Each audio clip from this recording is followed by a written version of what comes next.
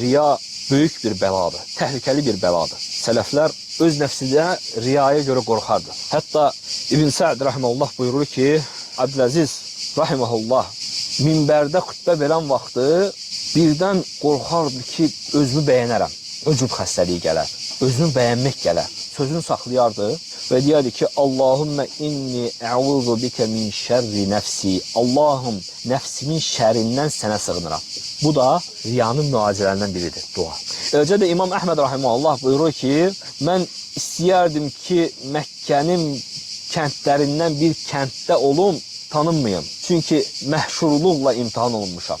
Yəni, o vaxtı şöhrətlə imtihan olunmuşam. İnsanlar hamısı tanıyırdı İmam Əhməd rahimehullah.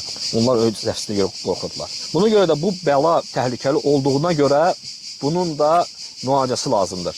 Birincisi, öz nəfsində çalışmasıdır. Çalışsın ki, riya ilə mübahisə eləsin. Əməllərin riyaya görə tərk eləməsin. Xeyr. Riya ilə mübarizə edib riyanı dəf eləsin. Öz nəfsindən, qəlbindən riyanı dəf eləsin. Necə ki, alimlər deyərdilər ki, mən riyadan daha çətin bir şey kimi bir şey müalicə eləmədim qəlbimdən. Yəni, çətindir, amma müalicəsi var. Yəni, Allah üçün çalışarsansa ki, o riyanı özündən dəf eləyəsən, Allah sənə yardım edəcək, o səndən uzaqlaşacaq.